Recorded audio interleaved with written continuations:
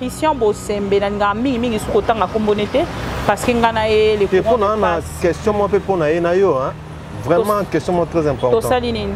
Yo na yo apparemment il y a un souci. Qu'est-ce qui se passe réellement? Est-ce que vous avez déjà victime de propos na yo? Il faut autouna. Il faut tout na Christian Bosembe. Oui, c'est ça que je dis. Na ngolo bela ba koma ba tusu mingité. Et juste monter mama BN. Ba journaliste au nuance. Bon, ok, le nom est le journaliste est au nuance au bobeti tolo. Bolobi ke biso toza ba journaliste à Fachi. Mukolo mandat ya Fachi aussi là. Bon, comme ba journaliste anani. Malgré Fachi ake ko solo na bango, ce sont les hypocrites. Déjà kota la bango na bilongi, bokolimbi sangai. Na ye pona ko kabola te mais na yebite soki bango pe déjà tondima bango to yebite d'abord bazaka na nationalité nini po Uganda e bwa kisaka bango Rwanda e boya bango bamboka nyonso eza zinga tango tolobaka ke to kangi rebelle o aza ya nationalité boye tango FRDC na biso elakisa ke lobaki ke ba Rwandais bazali na kati ya koluka penza ko bundisa biso tala ba Rwandais o to kangi bazali na kati ya ba M23 pe ba Ugandais soki ba ADF botala bango yoyo tokangi awa na kati baza kutu na bagrade na FDLR oyo ezali kotalisa penza te Rwanda ezali na kati ya makambo oyo. Donc les hypocrites, laissez-moi vous appeler comme ça. Naoki mote me matingati awa neti na kanga bango na nzoto na swa bango mini. Oh mona Rwandais akoza pe. Rwandais en train de dire oh non unaona tutaenda paka moja tutaendelea paka moja. Wewe utaenda paka moja na banani? Na bakongomani, wewe uko kongomani. Utaendelea paka moja na nani? Na Félix Antoine Tshisekedi ni nduku yako. Ala sepeli na ngate. Bozo sala pe interview na sengonyo so bozi pe micro pe bozo. Yango na micro wana nzamba limbisanga bakoko tiela bino te loko moko te wana donc bokepe ka mbala moko. Eke ndata na souvenir kaka ya bande ko na biso ba souvenir ma BO biso toza nango.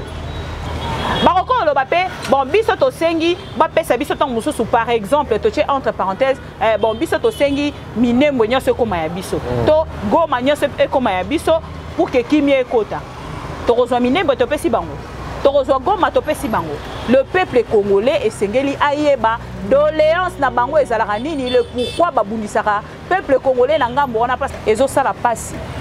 Nekwete ni longondo, ça fait combien de temps? Biso to telemi to lobi pour na makamba nekwete ni longondo. Bozo kotie la biso ete ni longondo. Bocheli biso bakonga pour que bo faire effacer biso makamba Vital Kamerhe. C'est la question que je me pose. Oui, parce que ndeko Vital Kamerhe a outi na 20 ans, a kiti na 13 ans, a commis à 0. Vous avez un scénario hein? Même les politiciens, bah comment appelle la chaîne à YouTube pour que n'attend pas combo là-bas. Donc on a que ça va yoki kaka. Oh oh yebite pipi kapinga kutu jipo ana otambo na ngo. Kasa so ba mon à YouTube. Ah bon? Oh bon on a où mais la cabo na politique. Bon c'est que faut na na mélanger hein. Faut na mixer. Militant là à la mou qui va sabi oh fils mon coco. Comment on zombo na YouTube? Ah ya solo. Moko biso to la boy. Allez toke zandu. Biso pe to bandolo bata fake news to lo baka. Oyebite kutu Kabila kinga kati batumbi. Fachi beton azumbongo. Mais ce que tali bato ana nyonso.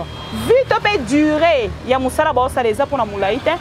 Ba mettre avocat ba kota na musala na biso. To komisa bango ba journaliste, ba médecin ba kota na musala na biso, to komisa bango ba journaliste, mais biso to komara jamais ba médecin, to komara jamais ba avocat. Pourquoi? Parce que eya cop na biso te biso cop na biso to yebi nesinga 14 ans nango bazali lelo so batangi 5 chaînes ya YouTube o epesa ka information en temps réel pe vrai ya mboka na biso ma mission ko zanga ta ma mission zanga te voilà pourquoi toza partout en temps réel. Pourquoi? Parce que toti kalaka au milieu du village biso tozala bato abatute ceux qui Kabila benginga na okende parce que lelo bato nyonso ba seba chaîne na télévision et ça le roi ndeko Israël Mutombo na plateau na ba finga Kabila nyai ndengo lobi tout à l'heure même kolo Kabila sali point de presse autinda caméra to autinda te autinda ba boya mbo ba ko bengisa so ba bengisi akoya to akoya te pona Nehemi Mwilanya atinda caméra nga mona.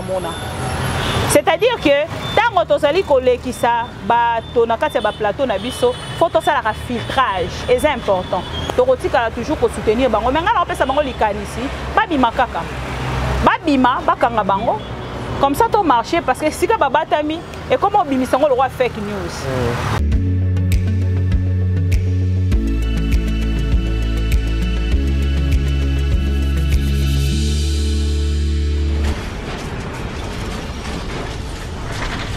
Ma Mission TV, le miroir du monde.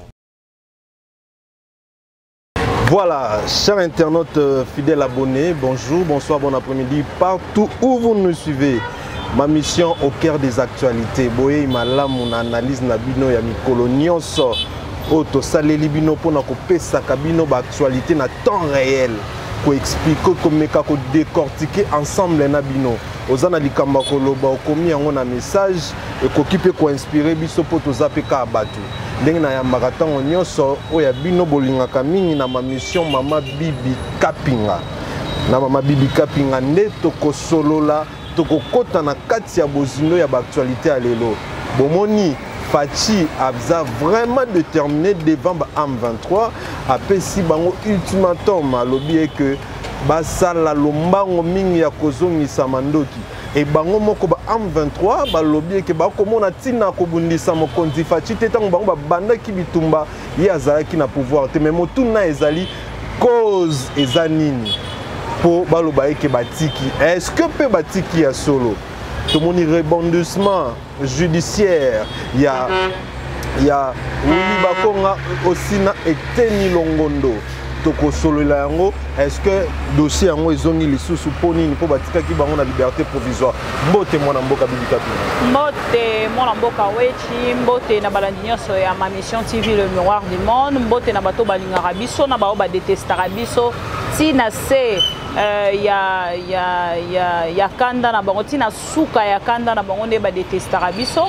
Biso pe tolingaka bino kaka bongo to portaka bino na motema po eloko ekamisaka biso makasi surtout oloba kolingaka Bibi Kapinga te oloba kolingaka Ma Mission TV te mais chaque jour aux allons connecter c'est un avantage pour nous. Voilà pourquoi et c'est un avantage pour nous.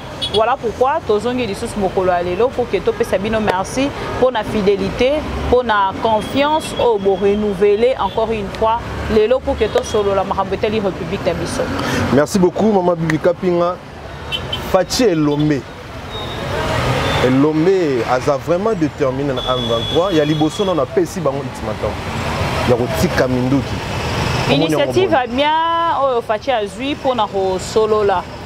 Na ba rebelle mais nga esika na otia entre parenthèses ezali kaka que malgré Fachi ake ko solo là na bango ce sont les hypocrites déjà kota la bango na bilongi bokolimbisa ngai na ye pona kokabola te mais na yebite soki bango pe déjà tondima bango to yebite d'abord bazaka na nationalité nini po Uganda ebwakisaka bango Rwanda eboyaka bango bamboka nyonso eza zinga tango tolobaka ke tokangi rebelle oyo aza ya nationalité boye tango FRDC na biso elakisaki elobaki ke Barwandais bazali na kati ya koluka penza kobundisa biso tala Barwandais oyo tokangi bazali na kati ya ba M23 pe ba Ugandais soki ba ADF botala bango yoyo tokangi awa na kati baza kutu na bagrade na FDLR oyo ezali kotalisa penza te Rwanda ezali na kati ya makambo oyo tomonaki automatiquement rejet ya Rwanda ndenge nini Rwanda réagisaki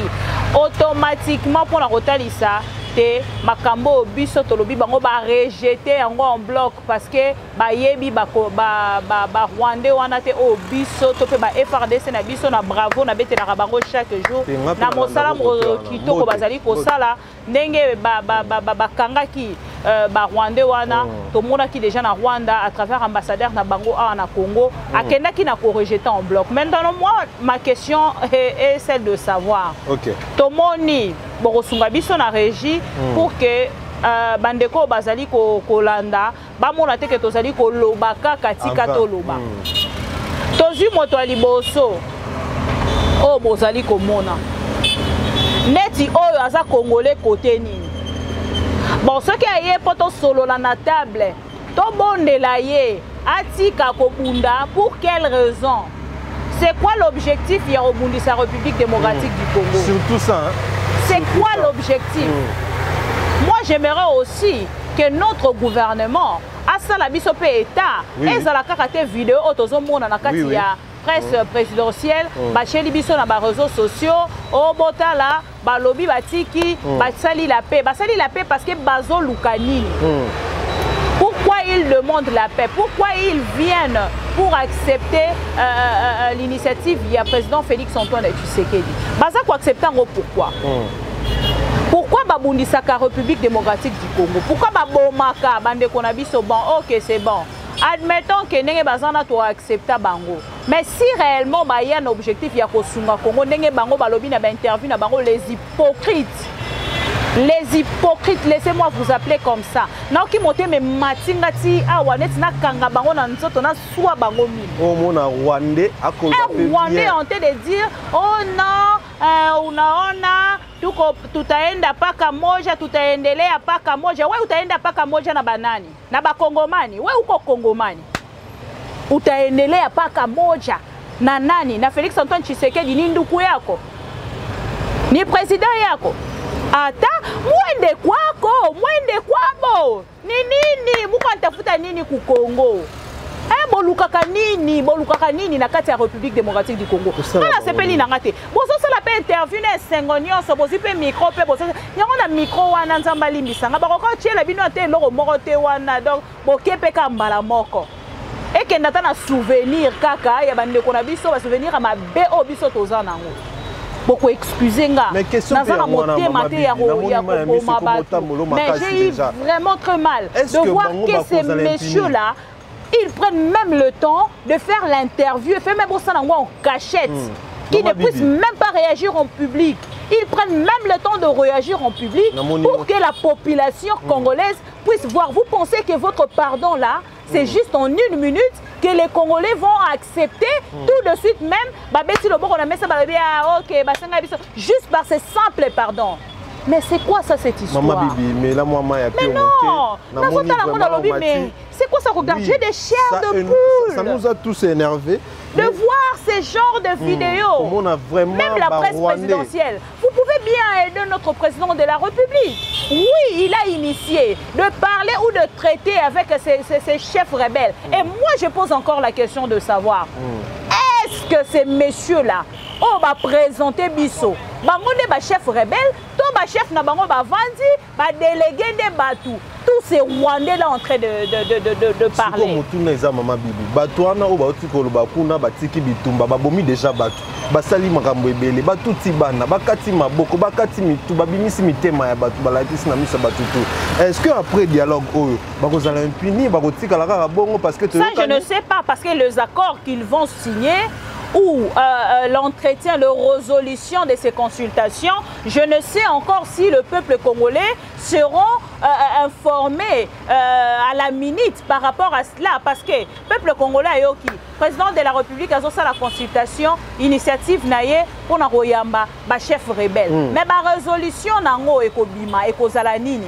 Et c'est ça pour ba refouler bango bazongo la mboka na bango, ba pesa bango tant mususu ta. OK, c'est bon, tondimi hein, boya na mboka na biso, bobundisi biso. Na moment otokomi, on pense que de notre côté, tozo ko bimisa budget moko ambongo hein. OK, to récompenser bino kasi. Parce que déjà pour ça la consultation quelque part de notre côté c'est comme si tobimi moi mouké hein na moi ko bonde la bango jusqu'à leur donner le micro pour que basse l'interview ngana yebité na basali biso mabe to ko bonde la bango ta basali biso mabe to ko bonde la bango te parce qu'on ne peut pas faire le bras de fer avec tous ces représentants là au baya qui sur place. Mais moi de mon côté tant au baye wana balobi ke bange baye ba doléance na bango eza nini mais bango er basali interview est-ce que même si ça ba doléance sango eza nini? C'est ça. C'était quoi leur doléance? Les doléances là, vous allez que dire ça au président de la République ou à tous les Congolais qui vous détestent? Cause au bobundi c'est la kabiso ba doléance na bango parce que l'initiative wana batali sibiso te ba koyamba ba chef rebelle pour que ba pesa ba doléance na bango na chef de l'État et puis après ko pesa bango de ba koyeba. OK, c'est bon, le chef de l'État ayambi ba o bayambi tokei sikoyo M23 makenga o babimi babanda qui déjà ko bundisa lisusu kuna na ngambo ya République démocratique du Congo sikoyo bande kona biso o bazo kufa wana bo bango bandimi est-ce que bako sunga biso pe na ko travailler na biso ensemble pour que to mekala ko démasquer ba onyo so bazaya ko batama? C'est aussi une question. Oui, c'est ça le problème. Parce que déjà Kagame n'a jamais été vrai avec notre président. N'a jamais été vrai, pas seulement avec le président mais avec tous les Congolais. Il n'a jamais été vrai. Regarde ce qui se passe de l'autre côté, il y a Angleterre. Ce qu'il est en train de faire, pression oyo azali kotia likolo ya madame Deborah Kayembe. S'il était vrai, ayebi que c'est une Congolaise, ayebi que Félix Antoine Tshisekedi c'est son frère, selon ndenge Félix Antoine Tshisekedi président na biso abengaka eto pa lobaka. OK. De son côté, qu'est-ce qu'il allait faire? Allié qui tombe sous koluka ko kende na makambu autrement, mais aller jusqu'à toucher na ezali vie professionnelle, il y a madame Deborah Kayembe, ça prouve effectivement oyo ezali kolakisa ke bato wana bazana biso te bakotika la ka kozala na biso te. O nyonso wana balakisi biso ezali kaka o babengaka double face. Balakisi biso face moko ya koseka pona kosala biso plaisir, mais face oyo makasi babombeli biso tango ba osilisa wana. Ba oza logé wapi parce que là ils étaient logés à Kenya. Après kolongwa wana ba oza logé wapi? Bazonga Zamba. Bazonga la Zamba. Tango bazonga la Zamba. Après masolo nyonso basolo libaro memela bato nyonso bango batiki. Est-ce que bato na réaction na bango ezani? Est-ce que pendant que Bazaki na Kenya, ils ont parlé en direct, en communication pour leur dire ah tala ato solo li boye boye boye. Makambo ba proposer bango pour que batika eza nini. Quelle était leur doléance? C'est surtout ça que le Congolais veulent savoir. Doléance na bango ya monene ezala ki nini. Pour nege bazana bazape bato akanja, baroko ya pe boye boye excusez biso parce que to sala na libanda mo eza makasi. Toza akasi ya split te. Baroko lo bape bon biso to sengi ba pesa biso tant mususu par exemple to entre parenthèses bon biso to sengi minembo nyonso koma ya biso to goma nyonso ekoma ya biso pour que kimie ekota to kozwa minembo to pesi bango to kozwa goma to pesi bango. Le peuple congolais esengeli ayeba doléance na bango ezalaka nini, le pourquoi babundisaka peuple congolais na ngambo wana parce que na yoki moko alobi biso to yaki ko tozoko bundisa ndeko Félix Antoine Tshisekedi te notre président parce que omoni na kati ya Zamba biso to banda ko bunda banda kala président Félix Antoine Tshisekedi azalaki nanu na combat politique biso to banda déjà combat na biso kala donc tozoko bundisa boza ko bundisa nani parce que on eza flatterie o bozali ko sala na président Félix bo bandeko nyonso bo bundisa ba victime nyonso bino bo basala binoni baboto la binoni topé Joseph Kabila salaki binoni Malia binoni topé problème particulier non nous le problème d'abord oui le problème c'est d'abord le Congo ba congolais onyoso bango babomi basala bango nini ba yiba bango nini baboto la bango nini eloko nini ya bango o ba congolais bazwa oyo ti lelo bango balukaka bazwa mais bakoka kozongo te yango etindaka bango babomaka ba congolais. Non, moi je suis pas d'accord avec cette interview. Ces interviews oh bango M23 ADF Maïma et ainsi de suite sali pour nako talisa na peuple congolais, ce n'est pas juste ça. Vous devez passer aussi avec un pardon, c'est aussi important parce que si réellement boye pour na peuple congolais ayo kabino et sengeli bo banda na pardon, vous êtes très audacieux. Nanga quand il interview na bo banda na peuple congolais alimbisa biso. Mais oui.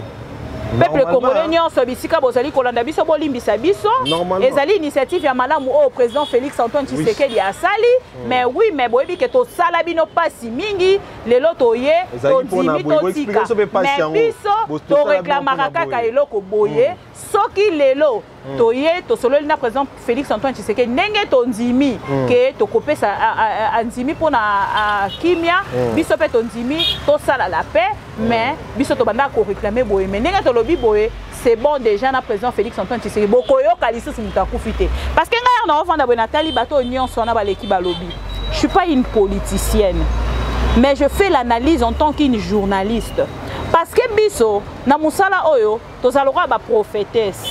Bon, on a mis bien la prophétesse par rapport à moi si, mais nous allons ba prophète. Déjà on a bien une prophétesse quand on a non, mettons en général avec les hommes et les femmes.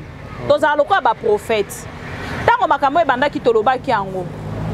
Au moment que rendez-vous liboso ça qui manquait, président de la République a tomboka ki alongwe kuna na Kenya azongi la kati a regagner mboka.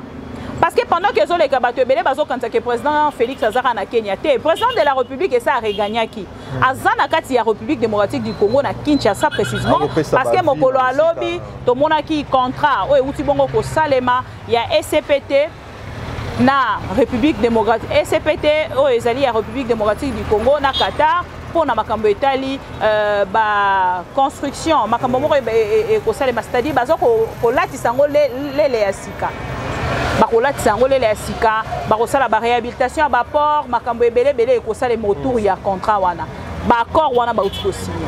Mais maintenant moi mon problème to pe ma question la plus grande des alakaka pourquoi d'accord na biso wana nyonso esalemaka eyebanaka te toyaka koyeba ngo kaka soki président de la République ya Longwe nde toye koyeba tala baaccord oyo ekoma kotia biso singa na kingo ya Chine na RDC mpona makambo etali baminere na biso lelo ekoma kobalusa biso mutu na likambo moko okoki koimagine te baaméricain babundi na nzela ya Mike Hammer pour que na ngambo na bango bameka kotia penza loboko na kati ya baminere na biso bango ne bazwa penza contrat wana metikalo osimba te ti Hammer akei mais on ne sait soki lobito après lobitango makambo ya bakode minier na biso ndenge ekosalema pour que na ngambo na bango bameka bongo ko se retrouver parce que bango balobaka que ba soutenir président de la République mais tango bakutani na oeza ba avantage na bango te na ngambo la bango ba koma obenda na moke Hammer yo wana zozonga. Donc pour dire que na makambo nyonso ezoleka na kati ya République démocratique du Congo pasi na motema eza kaka pona ba précision penza peuple congolais azali kozwa yango te pour ce qui peuple congolais azaki kozwa ngo elinga kozala tango mosuma la mingi pe elinga kozala avantager pona avancement ya République démocratique. Merci beaucoup Mama Bibi tokota deuxième partie à émission na biso tomoni rebondissement judiciaire il y a dossier il y a Ndeko Etienne Longondo na Willy Bakonga. Est-ce qu'on peut dire que Mokonzi Mboka topé justice congolais et yoki makelele oba na mboka bataki bimisa na Mokonzi Mboka justice balobareza indépendante nde balobareza indépendante c'est-à-dire concerné Ndeko Félix Antoine Tshisekedi quand même magistrat suprême te balobara justice est indépendante nde balobara indépendante tokoki ko insérer Félix Antoine Tshisekedi te po bakayu musu tokotia awa et koko koyela pe Félix Antoine Tshisekedi ezala intéressante. Pourquoi je le dis? Parce que nos analyses de foi ça choque bato ebele po mona dena ba commentaire bato ebele ba ofinga bibi yo ebele otema ovanda na zotala ngati na suka bibi yo lingola kisa bato nini bibi yo nini mutu nyonso bandaka na ati akomaka na Z mutu nyonso bandaka na ati akomaka na T to chata T mutu nyonso bandaka na ati akomaka na Y, c'est-à-dire chacun de nous a son début ou a ses débuts. Aujourd'hui je vous dis vrai, dans tout ce qui se passe dans notre république et ça la passe. Ndeko Etienne Longondo, ça fait combien de temps? Biso to telemi to lobby pour na makamba Ndeko Etienne Longondo. Bozo côté la biso Etienne Longondo. Bocheli biso Bakonga pour que bo faire effacer biso makamba Vital Kamerhe. C'est la question que je me pose. Oui, parce que Ndeko Vital Kamerhe a outi na 20 ans, a Titi na 13 ans, a commis à 0. Vous avez un scénario hein? C'est mon pays. La République démocratique du Congo. Quand je regarde ces pays, hier, oh mon Dieu, j'ai passé mon temps. Bon, je ne peux pas regretter ces temps-là, mais c'est aujourd'hui que nous sommes dans la chose. Et tozokota la toloba, tozana Congo, tokokende, tokokoma. Ndeko Etienne Longondo, botali sibiso bolobi ke Ndeko Etienne Longondo a détourné mbongo. Ndeko Etienne Longondo alali alamuki na tongo akei kozongisa misolo na trésor public na caisse à l'état alobi te abombaki eleka boye wa Ndeko Etienne Longondo bake bakangi ye bamemie na prison asali visite ya 48 heures après abimi lelo baye balobi rebondissement sur affaire Etienne Longondo na côté nini bato musuba oloba ngo okotela Ndeko Etienne nonga na okotela te mena tuni kaka parce que o ekomi o to bengaka télé-réalité ekomi lokola épisode ya théâtre ekomi lokola nazoyeba te lolenge ni toko bengango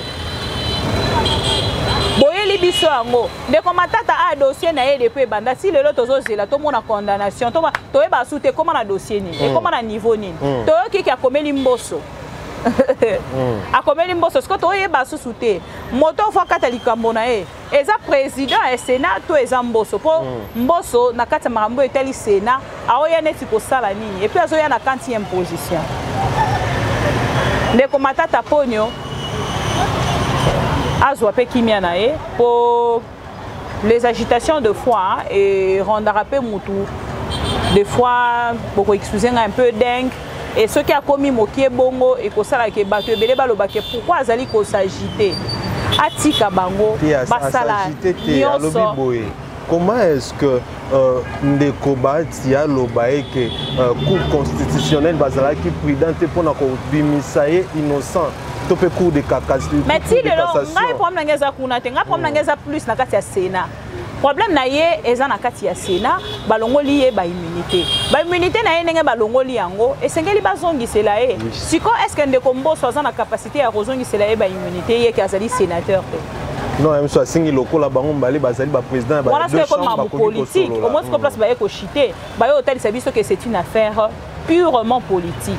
Mais si kasko biso nyonso tozotala to moi ke mamnyo so ekende na mame et parce que maramezo ke na mame on se pose la question est-ce que tokozwa penza fui o biso tozali ko luka na justice parce que même le président de la République yemoko na discours na l'Assemblée nationale azalaka déçu na même justice parce que même justice wana les justice oyo et qui ko dédouaner ndeko Vital Kamerhe dossier ndeko Vital Kamerhe et ko bandelama à zéro. Il semble même que azali déjà Premier ministre ya lobby, il semble qu'azali na liste ya gouvernement ya lobby comme Premier ministre. Moussous pas lobby ba ko linga ba bimise président de l'Assemblée nationale loko la bizalaka député et que Premier ministre ko kenda pa bemba ndenge to ko yo kakaka selon ba rumeur. Na ba rumeur wana kaka po ba rumeur mingi ya ba rumeur ezalaka pe réalité parce que ba rumeur à Congo 80% na ndima na ngango. Po ba to bazala eza ba rumeur.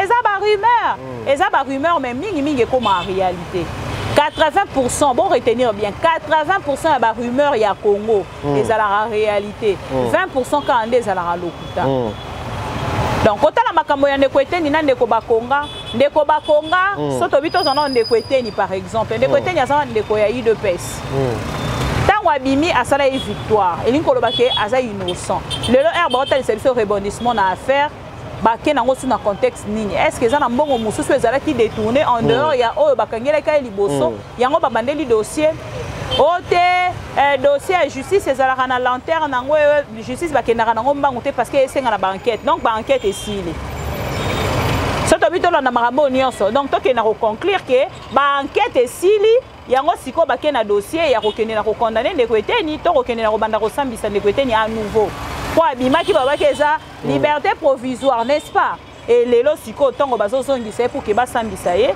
elingi kolobake basilisi ba enquête po bayebisaki biso ba enquête ezwaka temps siko lelo tolobake ba enquête esili tozi ndeko bakonga bimi balobi na biso moni bolobaki ke ndeko bakonga détourner nzoka ndeko bakonga tikala ko détourner te ndeko bakonga tikala ko détourner te kutu na makambo nyonso ezoleka ndeko bakonga bakangaki ekaka na misolo ya mbongo nazoluka ndeko dede ya muli po tosala na ye débat makasi na plateau soka koya pour que tosolola lelo balobi rebondissement pe na affaire ya Willy Bakonga eza na niveau nini ya mbongo bakangai nango ntango ake na beach na Brazzaville na Bwatu na butu to babandi siko likamba ba dossier o ya gratuité ya enseignant siko Bakonga bimana na nini est-ce que bimana grâce présidentielle na grâce présidentielle. Siko ba rebondir. Babi basalaka erreur. Non, ozomona sika, ozomona yo moko moni. C'est ce que comme on ande sika o e ko c'est ça ba troublement boy. Deux fois on a venu comme mitu, on dit que air mo ça on a venu on invité na plateau na tout les questions nini. Politique. Na tout les questions nini. Avec tout ce que nous voyons aujourd'hui. Na biso ba auto yebe politique mais to comment ça l'analyse politique parce que totali comme amonyo c'est ça. Si qu'analyse on peut ça la pas citer. Parce que totali o eza 1. So rezu o eza 2. So tu plus c'est comme 3. Bon, c'est la bye to lonetini. Neti ndeko bakonga akoti bakangi na Brazza baye na ba transférer na mona na ye bakangi bango ba condamner à 2 ans ezaka 2 ans ou à 3 ans à 3 ans ndeko bakonga ba condamné mon année à 6 mois tolali tolamuki ndeko bakonga gracieux na liste ya bato babimi libéré après baye ko sa nini grâce présidentielle ndeko bakonga zui grâce libéré par grâce présidentielle après ndeko bakonga abimi mwana na suite style lo tozwa te soki abima e soki azalaka akuna e tozwa suite te bakanga bango na mwana na ye basambisa ye boye na mwana na ye ndeko bakonga abima na grâce présidentielle après tolali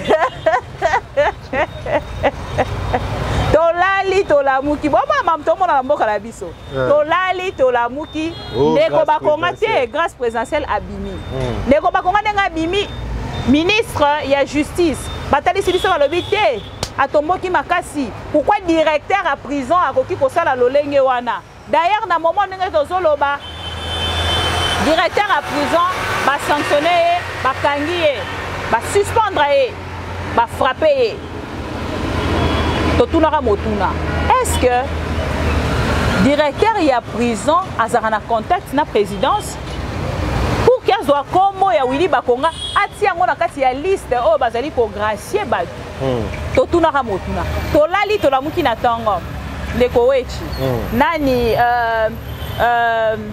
comment on appelle monsieur Willy Bakonga a se retrouvé soi-disant libanda mboka mais ba proche belé ya Willy Bakonga ba yebisanga ke Willy Bakonga tikala ko bima libanda mboka très bien na esika azalaki ko batama aye ko tia mukanda na réseaux sociaux o akoti union sacrée union sacrée monde oyo et na ndenge ya salelaki ezaki lokola union sacrée za le roi monde moko oyo lavaka oyo nettoyaka moto atosalaki mabe soko koti na union sacrée ozongi peto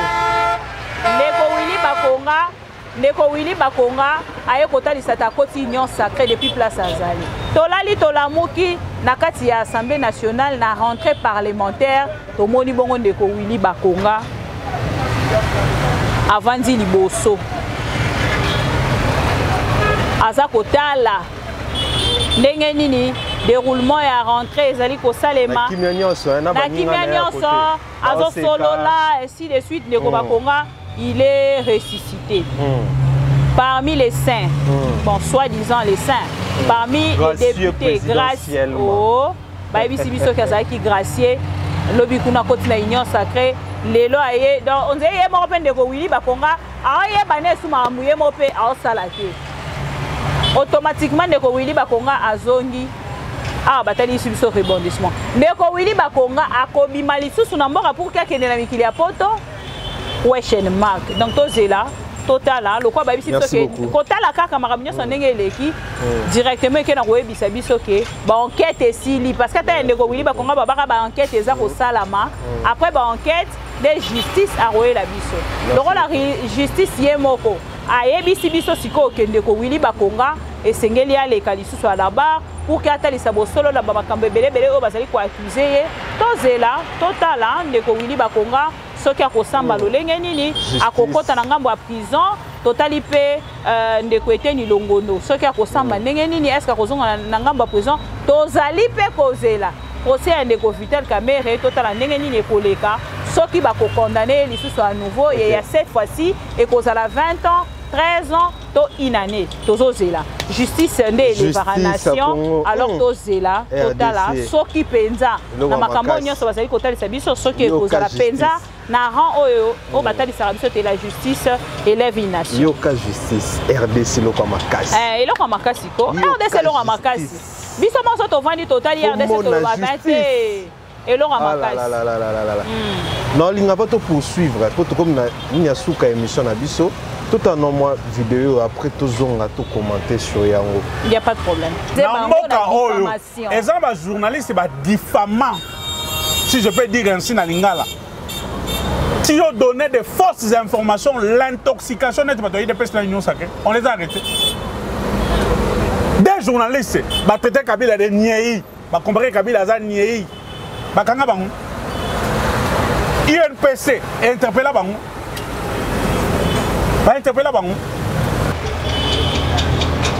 merci bandeko je pense que botali vidéo ana mama bibi motuna nanga ezali oke ndeko Christian Bosembe ya koti na makambo yo boni et pas moto yo yambaki lobi awa ndeko Tibin alobi eke neko Christian Bosembe abenga Kabila niei bakanga ete pona on ngana loba concernant ndeko Perona ndeko Tiani surtout ndeko Tiani lelo famille na balobi ata na téléphone bazozwa ete donc porter disparu na niveau on a habité so abatami wapi to e bati so na samba na CMB tout so pe wapi ndeko Tibin lobi bakoki komene bango vidéo te parce que balobi loko malonga te pour Christian Bosembe ye aloba mabe makasi sur Kabila ne va porter plainte te ndeko Christian Bosembe s'est retrouvé na makambo oboni est-ce que zaka parce que alobelaka minimum kondia mboka to boni mais ngana part nanga na rolobaka que c'est là où biso nyonso tant tozotala de foi entre guillemets to benga rango pe moké moi acharnement sur le journaliste chasse il y a des journalistes et ça dit bon au salema parce que même atanga bazape ko promettre nga kacho nanga kala minute tozo zela totala parce que na mamunyo so ba fundi et si kamboko eza na état de droit to ebi ke ba preuve ba tombola rango boye nga na finga motote bisu ba ba critiquer chef de l'état critique est normal pour na moto nyonso so ki asali mabe singeli ba critiquer o asali malamu to tombolier pour na bato mosusu tombe ba ba bo finga ngane moto a rotindela nga vidéo ya o nazo finga président de la République o nazo finga un ministre de la place il y a gouvernement sans Malukonde to il y a un politique to peut un acteur politique congolais oui il y a un problème au to za na communauté congolaise bato o bazali na communauté congolaise et belé batangi mingi te il y a des soucis à makasi autoza nango bakena poto mingi très tôt tango akomi alandaka miliki ya poto amipesi na kayu alandi ambiance ya poto ba shekulaire kute belé ba bengi ngalobi ba bi mama bibi ba shekulaire basali onini tolo ba shekulaire na ndenga mabete tolo ba shekulaire na ndenge ya malgré que musala pe kosala ezalaka malamu te bon des fois to lia pe bambongo na bino tant sunde botindela biso oza pe na choix pété mais président de la République et ça benga ba congolais ah il a ça qui moyibi bon so yo iba sko bloka batu so balobi shekulaire pourquoi faut ça l'opasi na ba te que l'accent moyibi c'est penza moyibi d'ailleurs que escroquerie oh essence du monde non mais attends on dit que ça bilo musu to lo bangala Congo mais to yeba la biso nani na ngote escroquerie shekulaire l'accent moyibi voilà monde biso benga frapper ah ngala sko na wa benga na poto ba benga mama oh là là mais pourquoi boyiba ka bande ko nga ba congolais otika ko yiba ezali malamote bo lukelo nzambe parce que lelo na makamyo toza komona na Congo pe na monde entier et etalisa ke mokili komi na suka le temps de la fin eza ko se signaler boye alors nous de notre côté en tant que Congolais en tant que moto nyonso lingaka mboka na ye partout bisika bozali bo défendre ba valeur bo tombola pe ba valeur et kozali lo malamu mingi ke kosala musala mais belé ba bisinga batika na bango batika déjà basala ngo moyen ba kota politique non ba juste ko de ambongo ebele après ce ko ba komo oya pour na basala politique parce que on a nenga bien qui se kula sans oh basala na atika ta politique bon on a nenga bien parce que zami na benga ngo qui se kula donc muyibi sans donc oyibi non mais basali rien sans retour te pour na bango ne yindela bango te mais zape na ba op yindela bango ti lelo ba akupir na kati ya prison kuna na kati ya poto bazali te to ba awa te na ba oba ko yaka au travail ah OK na ba oba yaka au travail awa aiba na poto square aye pour que azwa su ya sika parce que peut ça bino exemple ya monsieur oui et c'est solo 9e G ya francophonie tout le monde monsieur moko ba présenter biso awa voilà DJ wana ouais DJ Patrick, comment on est Didier Tio. Comment est Kimi? Comment est Didier Tio? W King. W King. Et si vous avez la personne beauté. Batali Sabiso, il semble que Azala qui peut la liste et a chez couleur na poto. Il semble que Azala qui la liste a chez couleur na poto. Alors RAE Awa. Président Ebakité, Basala qui est confiance. Talasco confiance au président. Au moins, mais bâton va dans la montée maté.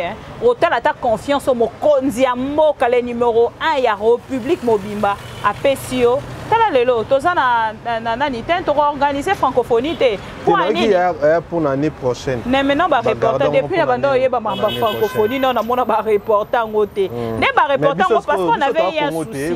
Oui, parce que tozo qui souci, yango ba reporter yango j'ai à francophonie. Ça fait mal. C'est regrettable. Quand on a mis solo en agnon, et malgré à travers les réseaux sociaux, les radios de la place, il doit venir dire ça aux Congolais. Il doit d'abord venir au Congo pour venir en parler ici. Il ne doit pas l'en parler tout en étant à l'extérieur du pays. Moi, je ne pense pas qu'on peut donner vraiment du crédit à ça. Christian Bosembe, parce qu'il y a les question vraiment question très importante. Apparemment, il y a un souci. Qu'est-ce qui se passe réellement? Est-ce que vous avez déjà victime de ma propos? Il faut tout. Il faut tout que ça. Oui, c'est ça que je dis. Et juste monter ma BN. Journaliste bon, ok, le journaliste est nuance au bobeti tolo. Bolobi ke biso toza ba journaliste à Fachi. Mukolo mandat ya Fachi aussi là. Bon, comment ba journaliste anani? Voilà les questions on a tout mis. Ba journaliste nuance au bobeti tolo. Bobi ngai, ngana journaliste à Fachi, ngana défendeur à Fachi. Ok, les défendeurs journalistes de Fachi comme Christian Bosembe na ba o mususu. Parce que même les lots, les amis mususu baba journaliste était baba combattant mais le roi YouTube batali sa bango ke cop. Obi kane Congo ezala. Oh, terrasse mikolo ezo futa ba congolais nyonso so l'équilibre bossa le pont na bango terrasse.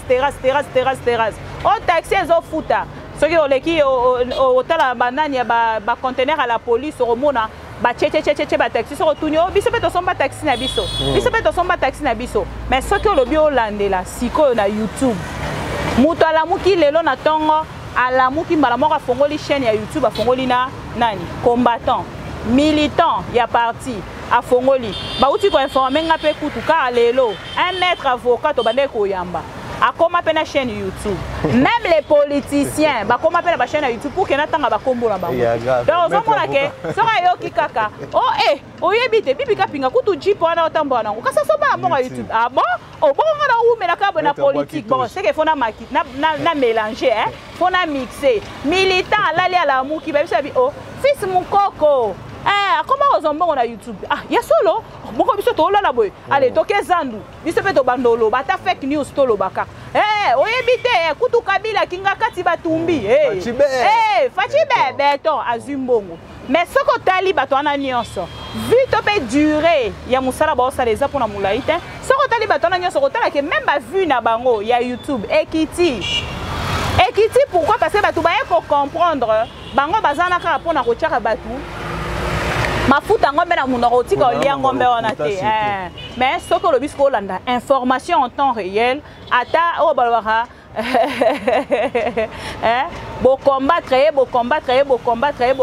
tina suka bo comprendre que ça dessin animé akufa kate azaka kawana ako continuer ka ko sala musala oyo ya yebi ya 14 ans nde babibi kapinga ba maître avocat ba kota na musana na biso to komisa bango ba journaliste ba médecin ba kota na musana na biso to komisa bango ba journaliste mais biso to komara jamais ba médecin to komara jamais ba avocat. Pourquoi? Parce que e ya cop na biso te biso cop na biso to yebi ne singa 14 ans bientôt 15 ans kana musala oyo na yango mwana mukie si lelo na kana benyo maître par exemple Christian Bosembe ma bête tu peux benyo par exemple docteur Israël Muntombo e balinga ko yebana mais na sens ya télévision monisco succès ya mbangu nde yango bango ba kitenga fona yebana na télévision na yambangu na télévision na sa émission mo bata ndengo na ndengo yango moni ebele na kati na bango nyonso 80% ba répondre na ba critères te ba répondre pena na pour ne pas dire critères mais déontologie journalistique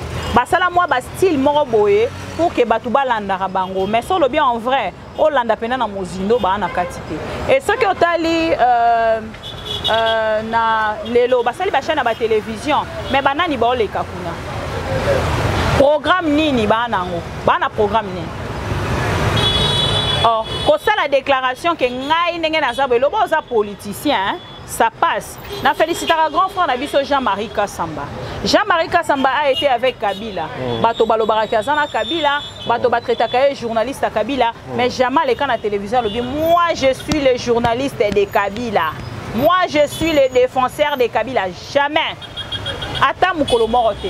Mais biso nyonso to yebi na connotation wana. Mais yemoko jamais na télévision à l'école lobi que moi je suis le journaliste de Kabila non to yokate. Pourquoi? Parce que à sali chaîne à télévision. Télé 50, ils en ont besoin, il y a Bato Kabila, ils en ont besoin, il y a Bato ya Fayoulou, ils en ont besoin, il y a Bato ya Mouzitou, Bato ya UDPS, Bato ya parti politique nyonso pour na balekana. Mais yo hôtel matin midi soir aux autres ngana za muto Kabila, ngana za muto Félix, ngana za muto Fayoulou, lobby banani bayo lekana chaîne à télévision na yo. Parce que sa chaîne à télévision faut ça na vision.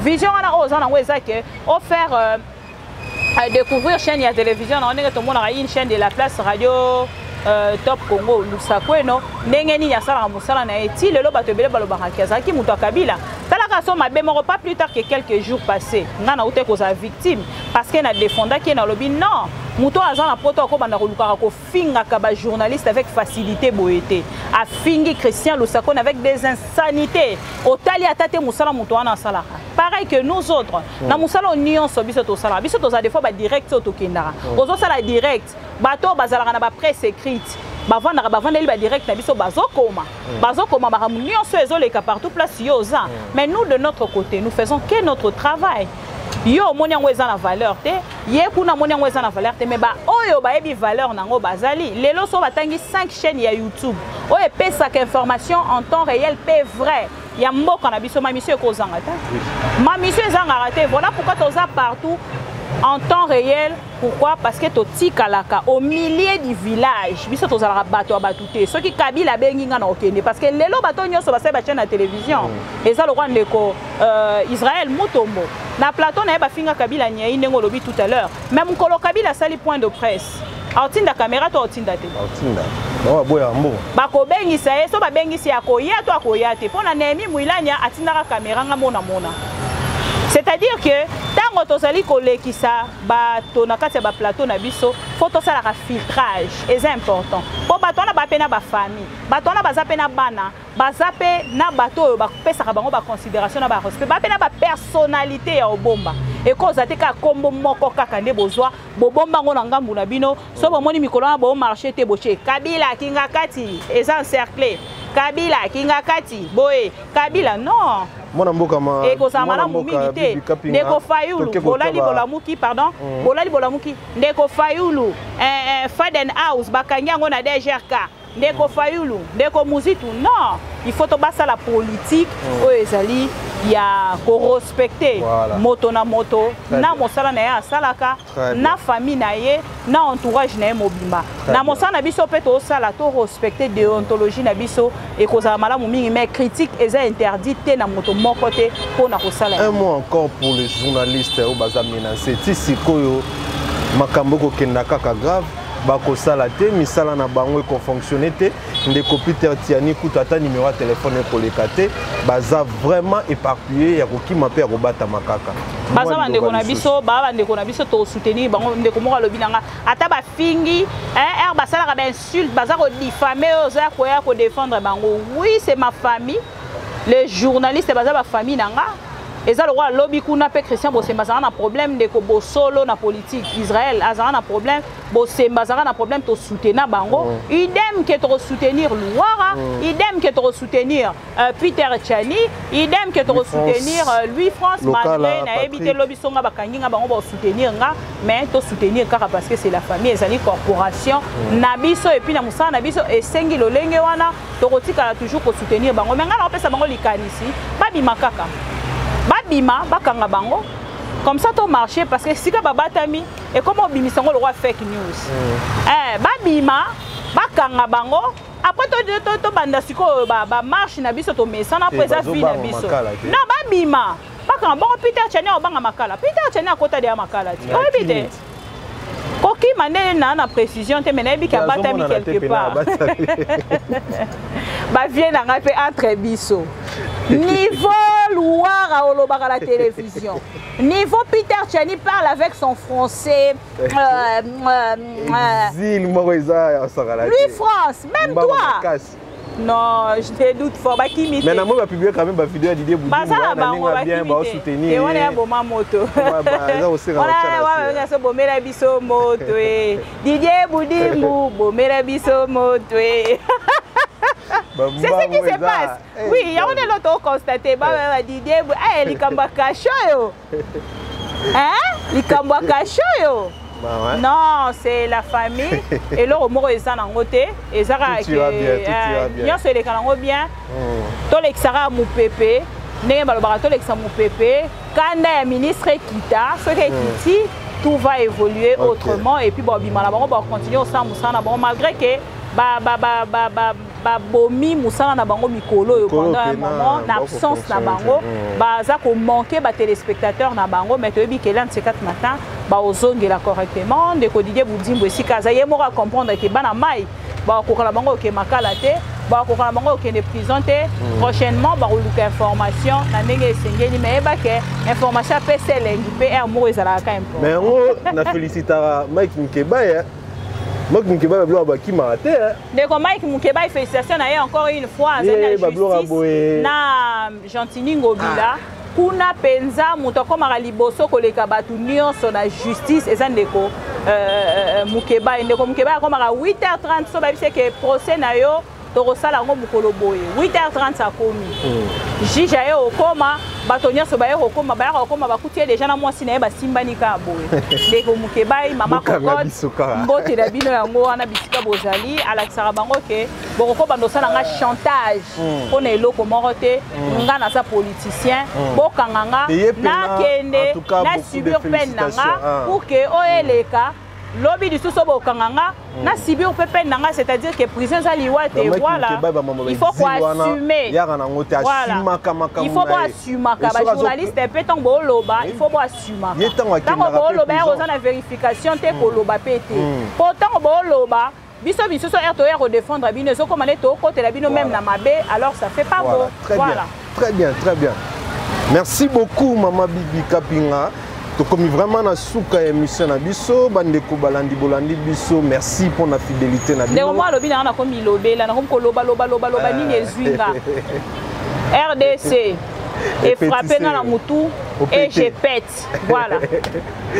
Merci beaucoup Mbalasima soki nzamba lingi tokozonga lisusu. Au revoir.